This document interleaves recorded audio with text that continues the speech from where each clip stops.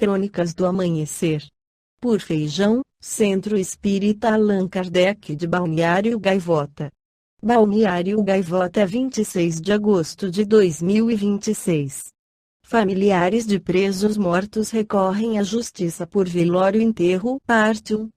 Fabiana temia que o irmão Dário, morto em janeiro enquanto cumpria pena em uma unidade prisional a quase 500 quilômetros da cidade de São Paulo, fosse enterrado longe da família. Sem dinheiro para a viagem e o velório, ela entrou com uma ação na justiça obtida pelo UOL com exclusividade e conseguiu que Estado e Prefeitura de São Paulo pagassem o sepultamento num cemitério próximo da família.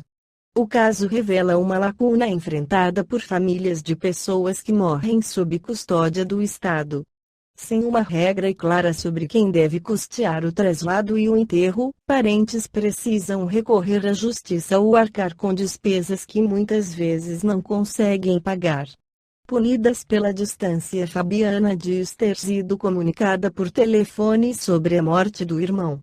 "Você vai vir aqui, eu já posso mandar enterrar", teria dito o assistente social do presídio.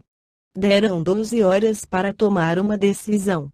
Tinha certeza que ele seria enterrado como indigente, afirma. "Eu não tinha condição financeira de ir para aquele lugar." Sistema Prisional de São Paulo registrou no ano passado uma morte a cada 14 horas, de acordo com a SAP, Secretaria da Administração Penitenciária. Foram 633 mortes, um aumento de 9% em relação às 581 registradas em 2024. Quando uma morte acontece dentro de uma unidade, familiares iniciam uma saga para garantir o sepultamento ao parente que cumpria pena a quilômetros de distância na cidade em que passaram a vida, mas nem sempre conseguem. Quem costuma arcar com as despesas são os familiares, diz Camila Tourinho, defensora pública coordenadora auxiliar do Núcleo Especializado de Situação Carcerária da Defensoria Pública de São Paulo. O Estado atribui a responsabilidade da prestação de serviços funerários ao município e a administração municipal afirma que a responsabilidade é do Estado, diz. Há uma lacuna jurídica no que se refere ao traslado dos corpos das pessoas presas que morrem em unidades distantes dos seus locais de moradia.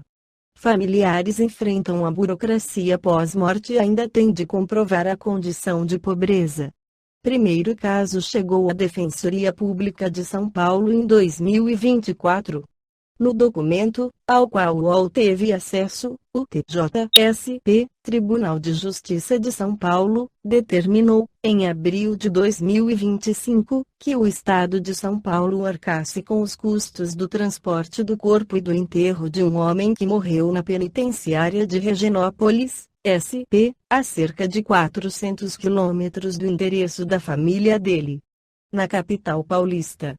Nesse caso, a Justiça entendeu que a responsabilidade pelo traslado do corpo era do Estado de São Paulo. No Evangelho segundo o Espiritismo, no capítulo Estranha Moral, Allan Kardec esclarece as palavras de Jesus que disse deixar aos mortos o cuidado de enterrar seus mortos.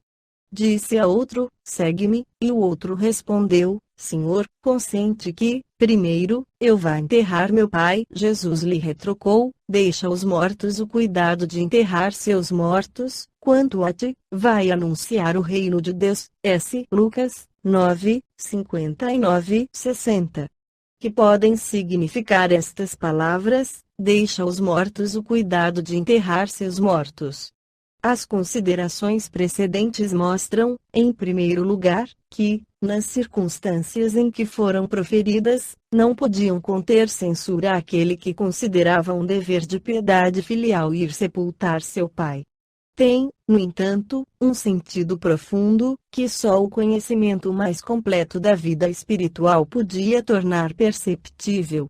A vida espiritual é, com efeito, a verdadeira vida, é a vida normal do espírito, sendo-lhe transitória e passageira a existência terrestre, espécie de morte, se comparada ao esplendor e atividade da outra. O corpo não passa de simples vestimenta grosseira que temporariamente cobre o espírito, verdadeiro grilhão que o prende à gleba terrena, do qual se sente ele feliz em libertar-se. O respeito que aos mortos se consagra não é a matéria que o inspira, é, pela lembrança, o espírito ausente quem o infunde. Ele é análogo àquele que se vota aos objetos que lhe pertenceram, que ele tocou e que as pessoas que lhe são afeiçoadas guardam como relíquias. Era isso que aquele homem não podia por si mesmo compreender. Jesus lhe o ensina, dizendo: não te preocupes com o corpo, pensa antes no espírito, vai ensinar o reino de Deus, vai dizer aos homens que a pátria deles não é a terra, mas o céu, porquanto somente lá transcorre a verdadeira vida. Esta foi a crônica do amanhecer de 26 de agosto de 2026. Por Alfredo Feijão Lopes.